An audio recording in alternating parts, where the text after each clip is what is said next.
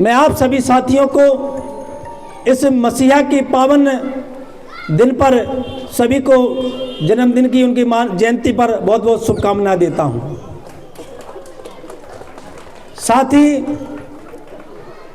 साथियों, हम लोगों को एक सौभाग्य मिला कि इस देश में जिस समय जातिवाद का बोलबाला था, इस देश में इंसान के साथ कुत्ते बिल्ली से भी बदतर, पशुओं से भी बदतर व्यवहार किया जा रहा था। उसी दौरान आज के दिन 1934 में पंजाब की धरती रोपड़ खवासपुर में एक छोटा सा नन्हा सा बालक पैदा हुआ। इनके पिता का नाम श्री हरि सिंह जी एवं माता का नाम बिस्ना कौर था। और ये नन्हे से बालक के पैदा होने के बाद घर में काफ़ी खुशियां आई और चारों तरफ खुशियां मनाई गई। लेकिन ये किसी को मालूम नहीं था कि एक नन्हा सा बालक जो आज पैदा हुआ है वो इस देश में जो ताकतें थी, जिन लोगों ने हमारे समाज के साथ लंबे समय से शोषण किया था और जो कारवा था परम पूज्य बाबा साहब का, किसी ने नहीं सोचा होगा कि ये मसीहा एक दिन, एक नन्हा सा बालक एक दिन मसीहा बनके इस देश के गरीबों, पिछड़े, मजलूमों को इस देश का शासक बनने का भी मौका देगा। साथियों, परम पूज्य बाबा साहब के बाद जो कारवा था वो रुका हुआ था, लेकिन धन्य है वो मानवा साहब कांसीराम जी जिन्होंने इस कारवा को चलाने का काम किया। लेकिन आखिर ये कौन सी ऐसी घटना थी जिस घटना से एक साधारण से कांसीराम को साहब कांसीराम बनाने का काम किया। एक जो हर लोग नौकरी के बाद सभी का सपना होता है कि एक अच्छी सी बीवी मिले, हमारा अच्छा परिवार हो, सभी सुख सुविधाएं हो। लेकिन एक कैसी घटना थी जिस घटना ने इस सारे सपनों को चकनाचूर करने का काम किया। साथियों, मानवा साहब कांसीराम जी एक पूना में जूनियर साइंटिस्ट का काम करते थे, अधिकारी थे। और उसी में एक दीना भाना नाम का एक शख्स था जो चतुर्थ श्रेणी का एक कर्मचारी था। चतुर्थ श्रेणी का कर्मचारी आप समझते हैं, भृत्य का काम करते थे। हमेशा वो समय पे आते थे और अपना काम करते थे। और मानवा साहब कांसीराम जी को भी उसके बारे में ज्यादा पता नहीं था। लेकिन एक ऐसी घटना, जब परम पूज्य बाबा साहब की जयंती थी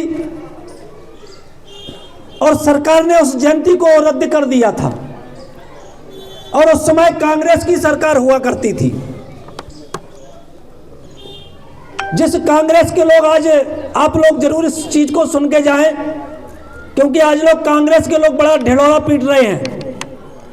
कहीं लाल किताब लेके चलते हैं, कहीं नीला गमछा डाल के चलते हैं, कहीं मानवा साहब कांसीराम की जयंती मनाने का ढोंग रचते हैं, कहीं साहू, कहीं फुले, तमाम महापुरुषों की जयंती बनाने का ढोंग करना शुरू कर दिए हैं। वो दीना भाना जब सरकारी छुट्टी को जब रद्द कर दिया कांग्रेस की सरकार ने, तो दीना भाना ने अपने वहां के अधिकारी को निवेदन किया, लेटर दिया, क्या 14 अप्रैल को कल मुझे छुट्टी पे जाना है। लेकिन चूंकि अधिकारी उस समय की जो व्यवस्था थी, उस व्यवस्था का वो व्यक्ति था, उसके मन में बाबा साहब के प्रति कतई सम्मान नहीं था। उसने पूछा कि भाई छुट्टी क्यों ले रहे हो? तो दीना भाना बोले कि कल बाबा साहब की जयंती है इस जयंती में मुझे शामिल होना है। तो उन्होंने कहा, भाई अधिकारी बोला कि क्या करोगे, ऐसी तो जयंती तमाम आती रहती हैं, अपनी नौकरी करो, अपना परिवार पालो। लेकिन जब उलझने लगा वो एक चतुर श्रेणी का कर्मचारी अपने अधिकारी से उलझ करके बोला, अगर आपको निकालना है तो मुझे नौकरी से भले ही निकाल दो, लेकिन मुझे कल बाबा साहब की जयंती में शामिल होने का काम करना है। उस जज्बे को देखिए आप, उनके अंदर जो भाव थे उन भाव को देखिए आप कि कितना बड़ा त्याग, कितना प्रेरित थे वो बाबा साहब से। ये सारी बातों को बावनवार साहब कांसीराम जी सुन रहे थे, बड़ा गौर से सुने। उनकी क्या बात हो गई भाई, ये दीना भाना तो बहुत समझदार व्यक्ति है, कभी अपने काम पर कोई लापरवाही नहीं करता है, लेकिन आज वो इनको डांट रहा है, आपस में उलझ रहे हैं, क्या बात है। तो उन्होंने पूरा सुना माजरा। तो उन्होंने दीना भाना को के पास जाकर के हाथ कंधे पे हाथ रखा और ये कहा कि भाई दीना भाना, क्या बात हो गई, इतना क्यों उलझ रहे हो? अगर वो नहीं मान रहे हैं तो आप अपनी नौकरी करो। उन्होंने कहा, आप भी ऐसी बात करने लगे, क्या आप नहीं जब मान, तो मालूम आपको बाबा साहब की कल जयंती है? उन्होंने कहा, हाँ मालूम तो है, लेकिन अगर नहीं मान रहे हैं तो कोई बात नहीं। उन्होंने कहा, नहीं, मुझे नौकरी से भले निकाल दो, लेकिन मैं कल बाबा साहब की जयंती में तो जरूर जाऊंगा। जब इतनी त्याग जब दीना भाना के मुंह से सुना तो मानवा साहब कांसीराम जी वो प्रभावित हुए। उन्होंने कहा, अच्छा। उन्होंने कहा, क्या जानते हो तुम बाबा साहब के बारे में? तो उन्होंने कहा, साहब कल तो नहीं, परसों हम आपसे मिलेंगे और हम उसके बाद आपको एक किताब जरूर देंगे। जब दूसरे दिन जब वो खड़े हुए, जब वो नौकरी पे आए, उन्होंने एक किताब दी बाबा साहब को, बाबा मानवा साहब कांसीराम को। वो किताब बाबा साहब के द्वारा लिखित थी। उस किताब का टाइटल था एनिहिलेशन ऑफ कास्ट। जब वो किताब मानवा साहब कांसीराम जी ने ऑफिस में रखा, लोग टाइटल को पढ़ा, उनका इसका टाइटल तो बड़ा अच्छा है। जब शाम को ड्यूटी के बाद मानवा साहब कांसीराम वापस पहुंचे, घर पे पहुंचते हैं, खाना खा के उस किताब को देखते हैं। जब वो किताब को पढ़ना शुरू करते हैं तो वो पूरी रात उस किताब के पन्ने पलटते रहते हैं, और किताब को एक बार नहीं, दो बार नहीं, बल्कि उस किताब को 10 बार से ज़्यादा पढ़ने का काम किया। और जब किताब को पढ़ा और किताब को पढ़ने के बाद उन्होंने सीधा एक 22 पेज का एक पत्र लिखा अपने घर पर, और लिखा कि मां,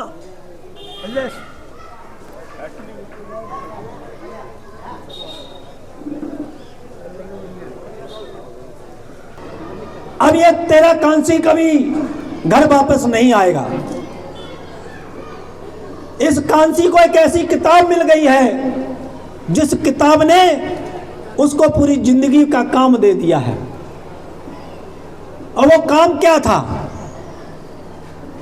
वो से एनिहिलेशन ऑफ कास्ट, जो बाबा साहब की जो किताब थी, उसमें जो जातियों के किस प्रकार से जाति में जाति को बांटा, किस प्रकार से जातियों में समाज को बांट करके उनको गुलाम बनाने का काम किया, वो सारी बातें उस किताब में थी। और मानवा साहब कांसीराम जी ने फिर उसके बाद कभी घर वापस नहीं देखा। और जब कांसीराम साहब सबसे पहले जो बाबा साहब के द्वारा बनाई गई आरपीआई एक पार्टी थी, उसमें जुड़ करके उन्होंने देखा, जैसे कतौलिया जी ने कहा, मैं उसको दोहराऊंगा नहीं, जब ये देखा कि वो कांग्रेस के लोगों के द्वारा उस पर कब्जा कर लिया गया है, तो उन्होंने कहा, भाई समाज के साथ अन्याय हो रहा है, उन्होंने वो भगवान बुद्ध की वो 4 आर्य सत्य याद किए, जिसमें दुख है, दुख का कारण है, निवारण है, उपचार है। तो उन्होंने उस भगवान बुद्ध के उस 4 आर्य सत्य पर चलते हुए उन्होंने देखा कि इस देश में बड़े पैमाने पर हमारे लोगों के साथ जुल्म ज्यादती हो रही है,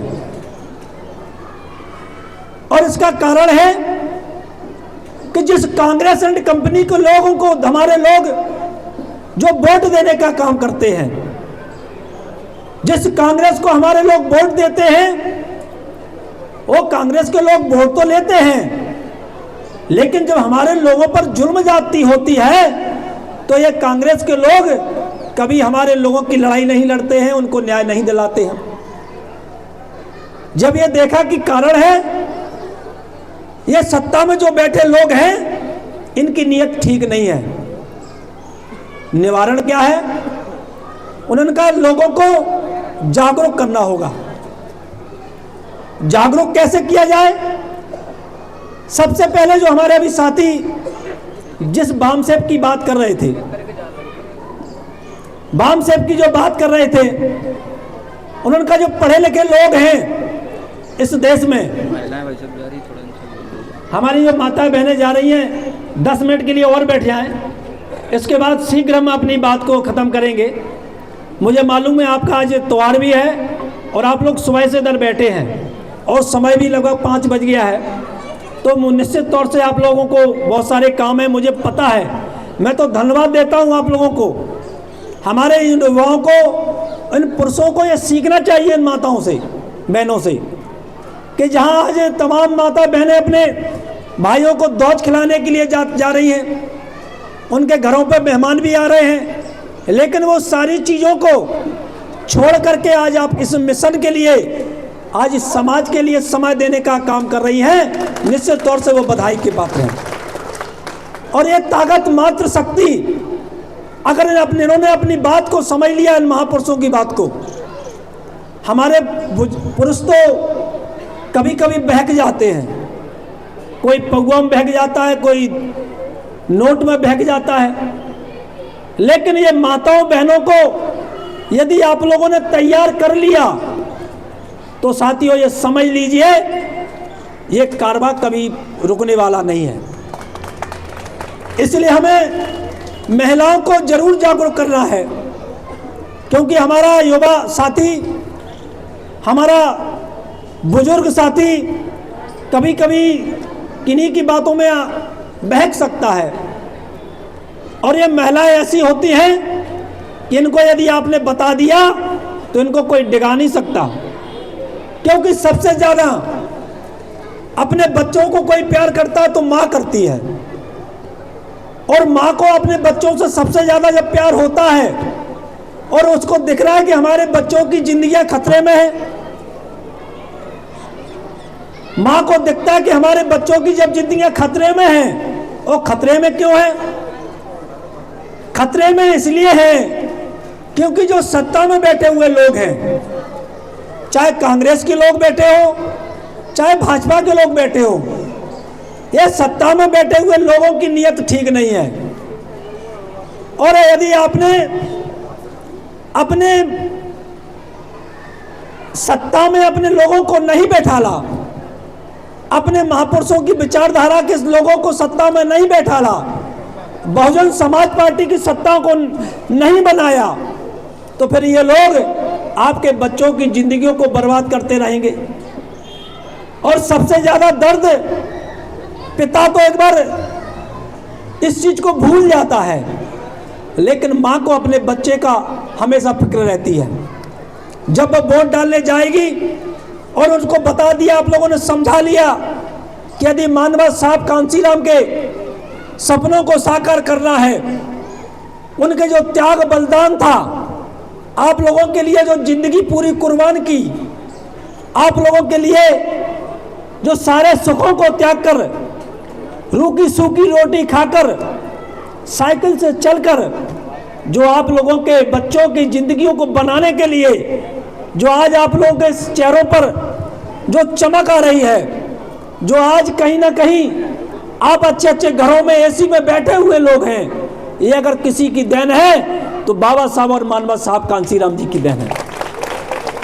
अगर राजनीति में हमारे लोग जागरूक हुए हैं, ऐसे तो ललुआ समाज कहा जाता था, इसको तो कभी वोट डालने का तरीका पता नहीं था।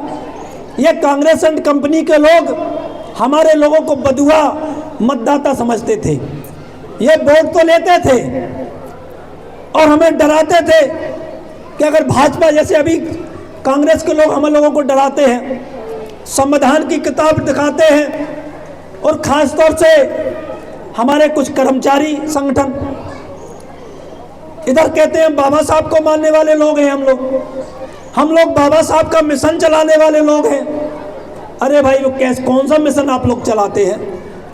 कौन से मिशन की आप बात करते हैं? अगर मिशन चलाना है तो सत्ता के, जब बाबा साहब ने कहा है कि मास्टर चाबी, राजनीतिक सत्ता वह मास्टर चाबी है जिससे हर समस्या का ताला खोला जा सकता है।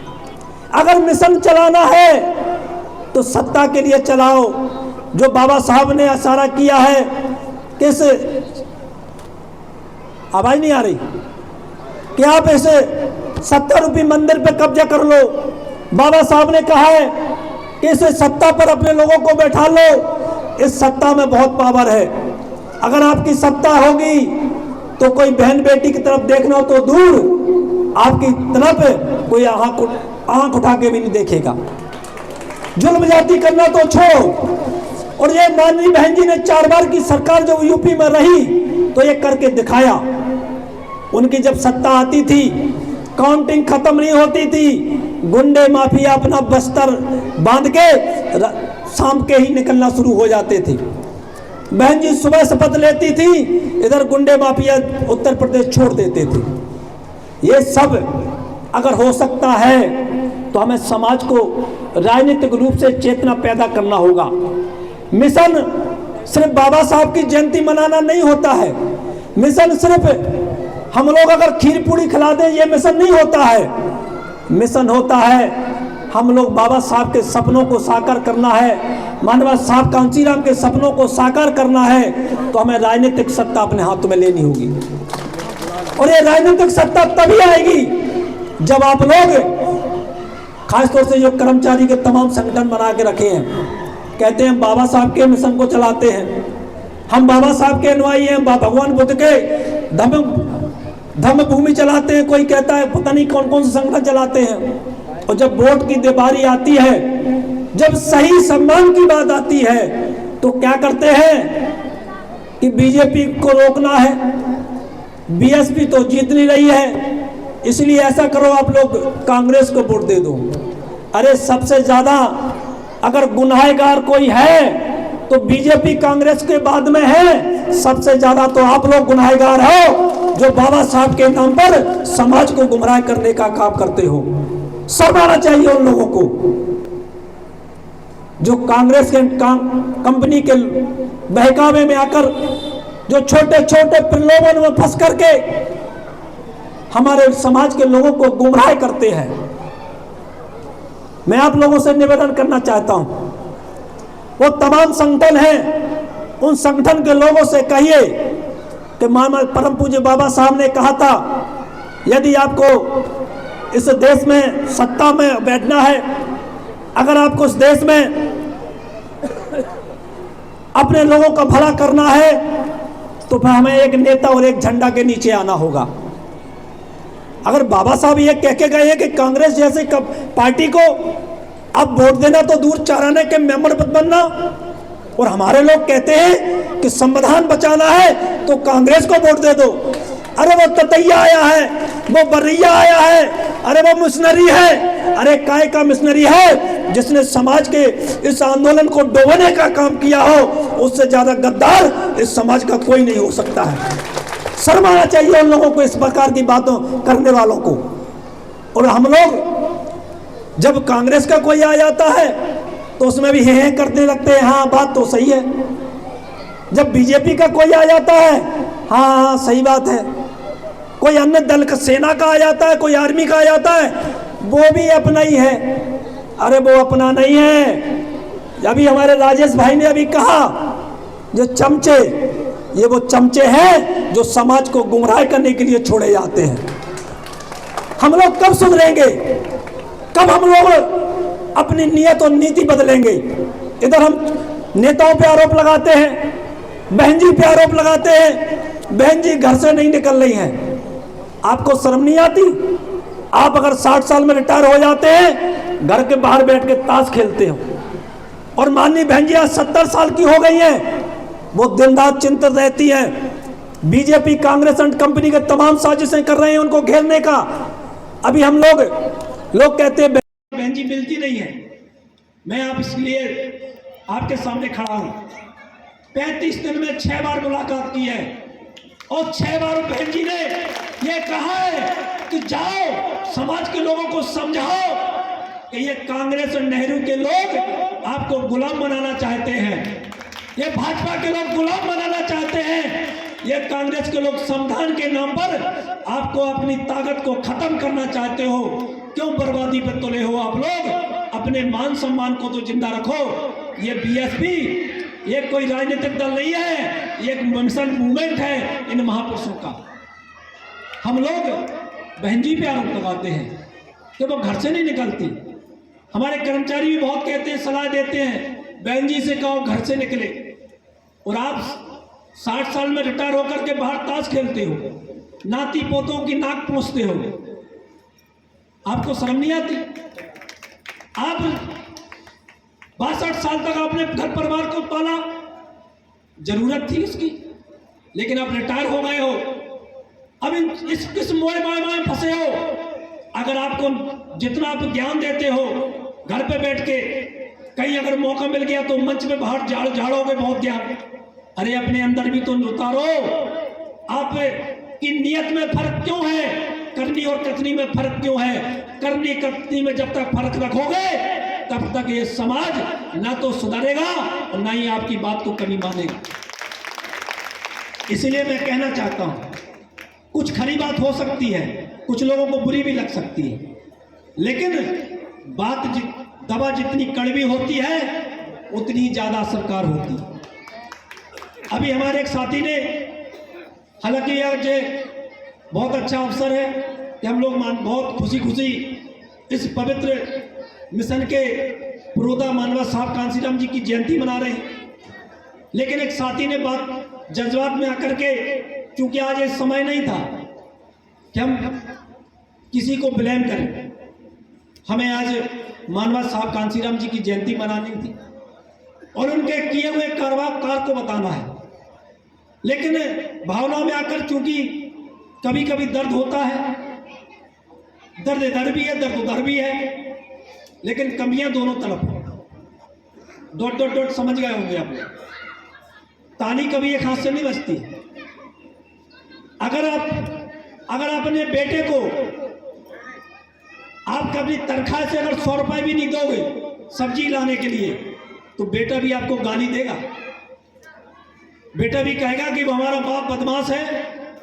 हमने सुना है कई ऐसे कि वो तो बड़े भाई को चाहता है, हमें तो 10 रुपए नहीं देता। देगा भी तो 1000 2000 दे देगा, बड़े भाई को पूरी 20,000 50,000 दे देता है। वो बदमाश कहता है अपने बाप को। क्यों? क्योंकि रुपए कम देता है। और हमारे ये कार्यकर्ता, आपको शर्म नहीं आती? आप अपने बेटे को कभी मिशन मूवमेंट में लगा के तो देखो। जब गांव में जाता है तो हमारे कार्यकर्ताओं को सुनना पड़ता है। जब हमारा कोई पदाधिकारी किसी पे सहयोग के लिए जाना चाहता है तो पहले 50 सुनाते हैं, तब 150 रुपए निकाल के देते हैं। हमारे कार्यकर्ता कितना पांव झेलते हैं, और हमारे लोग सुनाने में भी शर्म नहीं आती। अरे आपको यह फक्र होना चाहिए, कम से कम आज इस महंगाई में अपने परिवार को पालने के लिए लोग अपने कारोबारों को चलाते हैं। हमारे लोग घर परिवार की चिंता न करते हुए गांव में जा रहे हैं, आपके घर तक आ रहे हैं आपसे सहयोग लेने के लिए, आपसे परिचय देके आपको इस कार्यक्रम में बुलाने के लिए गाते हैं। लेकिन हमारे लोग उन लोगों की मदद न करते हुए उनको उल्टा सुनाने का काम कर देते हैं।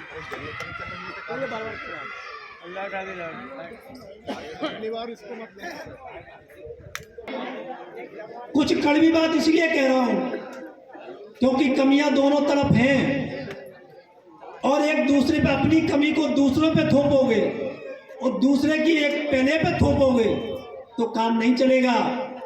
अगर कोई बीमारी है, अगर लेफ्ट पैर में बीमारी है, दर्द है, तो राइट पैर की मालिश करने से बीमार आपका पैर सही नहीं होगा। अगर राइट पैर में आपकी अगर दर्द हो रहा है और आप कहो हाथ में तेल लगा के मालिश करके सही हो जाएगा। क्या नाटक करा रही है बेर बेर बार बार। संघर्ष करो, हम आपके साथ हैं। बहुजन समाज पार्टी जिंदाबाद, बहुजन समाज पार्टी जिंदाबाद। सिर्फ अमर रहे, अमर है, सिर्फ अमर रहे, अमर है,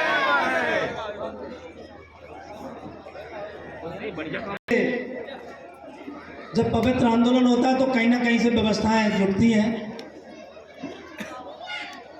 तो साथियों, मैं बहुत ज़्यादा ना कहते हुए बस इतना निवेदन करना चाहता हूं कि हम लोग पहले आपस में भाईचारा बनाना सीख लें।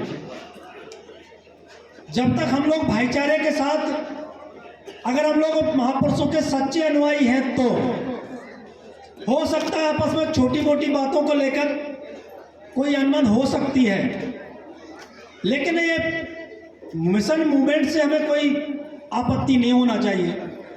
और जब ये मिशन मूवमेंट की बात आती है तो फिर हम लोगों को आपस में सारे मतभेदों को भूल करके, अक्सर देखा यह जाता है कि अगर मान लो हमारे सुरेश बजेजिया जी कोई कार्यक्रम कर रहे हैं तो जिसने 10 रुपए नहीं दिया होगा वो आके देखेगा कमी क्या है इसमें, पहले कमी ढूंढेगा कि इसमें कमी देखूं तब मैं इस पर लोगों से कह पाऊं। कुछ लोगों का ये काम होता है, जैसे कहते हैं ना झरे में घूरा फैलाना, तो ये कुछ लोगों का काम होता है कि अच्छे काम में भी विघन पैदा करना।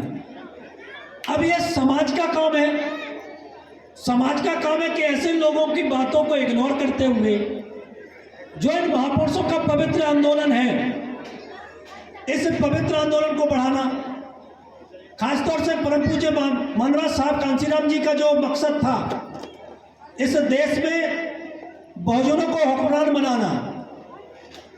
तो हम हुक्मरान बनेंगे कैसे जब हमारे पढ़े लिखे कर्मचारी तमाम जान कौन कौन से संगठन, अजाक्स फजान पता नहीं कौन कौन संगठन है, वो जब हमारे लोगों को भाजपा का डर दिखा के गुमराह करने का काम करेंगे तो फिर निश्चित तौर से हमारा जो गरीब गांव में रहने वाला वोटर है वो भी कंफ्यूज होता है कि भाई अगर ये कह रहे हैं जब पढ़े लिखे मार साहब हैं या बाबूजी हैं या वकील साहब हैं तो अच्छी सही कह रहे होंगे, और चूंकि पढ़ा लिखा व्यक्ति होता तो बड़ा तर्कपूर्ण बात रखता है। लेकिन हम लोगों को ये समझना पड़ेगा कि हम लोग अगर इस मिशन मूवमेंट को आगे बढ़ा नहीं सकते हैं तो फिर हम धकेलने का काम क्यों कर रहे हैं। इसके साथ ही हम शुरुआती दौर में, मैं छोटा था तो मैं देखता था जो आज बुजुर्ग हो गए हैं जो लोग, उनमें जो जोश होता था, चाहे रैली को लेकर, चाहे मीटिंग को लेकर, चाहे वोटिंग को लेकर, आज वो वोट जोश कहीं ना कहीं हमारा खत्म होता जा रहा है। और उसका कारण ये है कि हमारे बीच में चमचे बहुत पैदा कर दिए गए हैं। मानवराज साहब कांसीराम की तो बात करेंगे, बाबा साहब की बात तो करेंगे, लेकिन अगर कोई अच्छे मन से भी बैठा होगा तो क्या करेंगे, अरे ये विधायक जी तो बड़ा बेकार है, इनने तो हमारा यही काम नहीं किया था। मतलब अच्छे काम को लोगों को भ्रमित करके गलत दिशा में मोड़ेंगे। अरे ये मनीष कतोलिया देखो आप दिखने लगे, अबे तक कहाँ थे चुनाव लड़ने के बाद? उनको ये नहीं पता कि वो किस परिस्थितियों में रहे, कहाँ रहे। पार्टी ने तो हो सकता है कहीं और भेज दिया हो, जैसा मुझे भी अभी 2-3 महीने पहले रीवा 1760 गया। तो ये सब तब आपको पता होगा जब आप अपने कार्यकर्ताओं से, अपने नेताओं से अटैच रहेंगे। हम लोग सिर्फ कमियां ढूंढेंगे। कमियां ढूंढने के लिए तो कांग्रेस बीजेपी के लोग ही बहुत हैं। हमारा काम ये होना चाहिए कि हमें कमियों अगर हो भी गई हैं तो सार्वजनिक न कहते हुए उस पर लोगों को समझाना चाहिए। और वो इंसान है, यहाँ पर बैठे सभी कार्यकर्ता इंसान हैं। जब कोई काम करेंगे तो गलती होगी, ये लाजमी है। तो उस कमी को हमें मुद्दा न बनाते हुए उसमें सुधारात्मक बात करना चाहिए। और यदि हमने इस प्रकार की सोच पैदा कर ली, अगर इस प्रकार का भाव अपने अंदर पैदा कर लिया कि मैं करूँगा तो ही कोई काम होगा, तो मुझे लगता है जो हम 2018 में जो हमने परिणाम भिंड की धरती पर देखा है,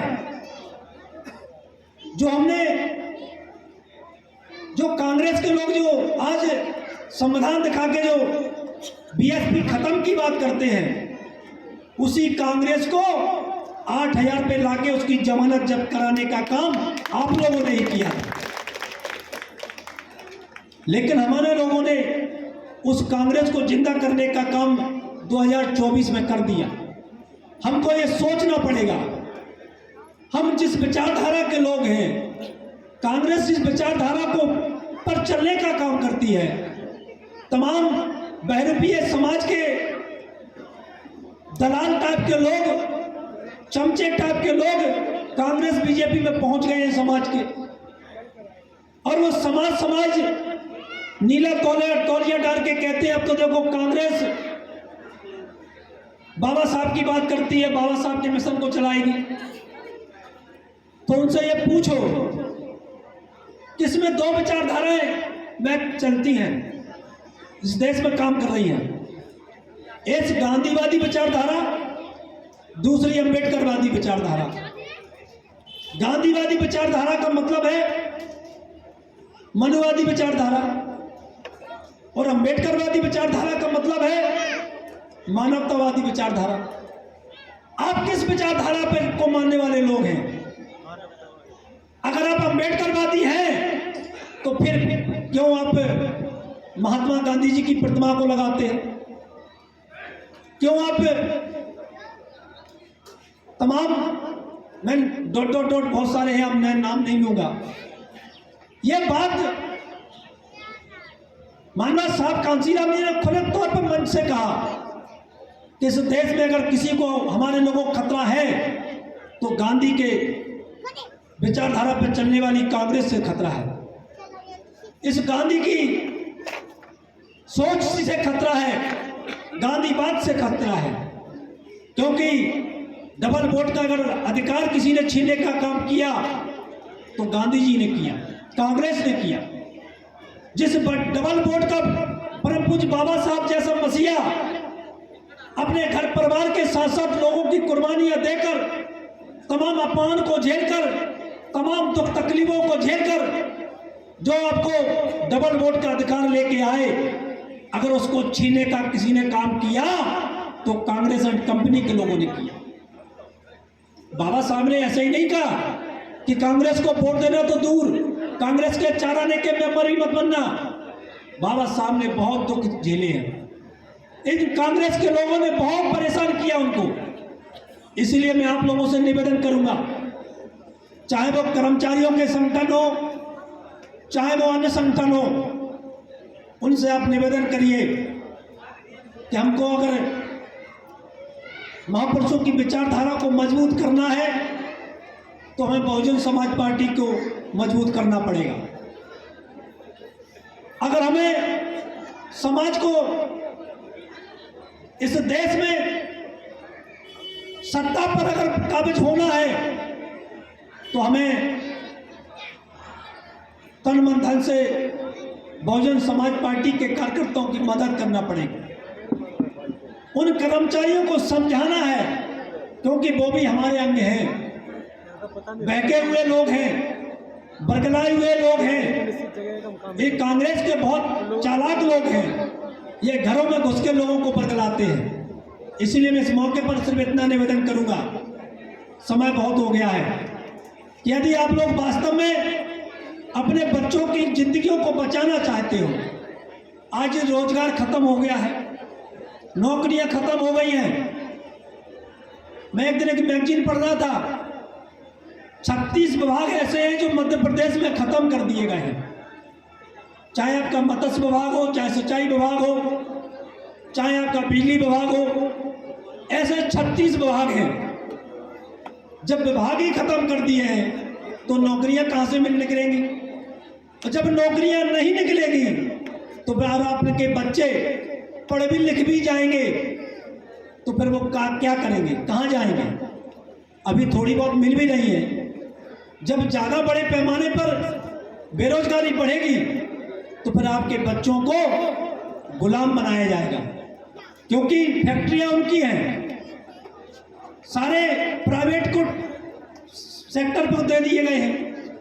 चाहे आपका रेलवे विभाग हो, चाहे आपका स्वास्थ्य विभाग हो, तमाम विभाग ऐसे हैं। शिक्षा विभाग को भी चल रही है तैयारी, इनको प्राइवेट ठेके पे दिया जा रहा है। आप कहाँ जाओगे, आपको गुलामी करना पड़ेगी। आप चाहते हो कि हमारे बच्चे गुलामी करें? मुझे लगता कोई नहीं चाहेगा। अगर नहीं चाहते हो तो हमें समाज को जागरूक करना पड़ेगा, और कांग्रेस के भरोसे अगर हम बैठे हैं तो ये हमारी नादानी है। हम लोग बाबा साहब से ज़्यादा विद्वान नहीं हैं। बाबा साहब जैसा मसीहा जब कांग्रेस के लिए शब्द ये बोल सकता है कि इसको वोट देना तो दूर, इसके चाराने के मेंबर मत बनना, तो बस समझ जाओ कांग्रेस कितनी घातक है। इसलिए मैं पुनः ये निवेदन करते हुए कि मेरे बहुजन समाज के लोगों, ये मानवा साहब कांसीराम का पवित्र आंदोलन है, ये पार्टी बाद में है, ये मिशन मूवमेंट पहले है। हम सबकी जिम्मेदारी है कि इसको सींचें। आप अपने बच्चे, घर से, परिवार से एक बच्चे को, एक व्यक्ति को इस मिशन मूवमेंट में भी दान करें, जिससे हमारे कार्यकर्ताओं की संख्या बढ़े। और जब हमारे लोगों की संख्या बढ़ेगी, आप लोग सहयोग करेंगे, तन मन धन से सहयोग करेंगे, तो फिर हमारी ये बिगड़ी बात है वो बनेगी और हम लोग सत्ता पे काबिज होंगे। इतना ही कहते हुए कि निश्चित तौर से अगर सच्ची हम लोग बाबा साहब को, मानवा साहब कांसीराम की जयंती मनाने इधर पहुंचे हैं और उनको श्रद्धांजलि देना चाहते हैं, उनके अगर बताए हुए रास्ते पे चलकर अगर उनके मकसद को, जो उनका मकसद था कि बहुजन समाज को हुक्मरान बनाना, यह तभी हो सकता है जब हम सभी लोग आपस में बैठ करके सामंजस्य बना करके हम लोगों को सत्ता की तरफ बढ़ना है, भाईचारा बनाना है। इतना ही कहते हुए मैं अपनी बात को विराम दूंगा, और जिन साथियों को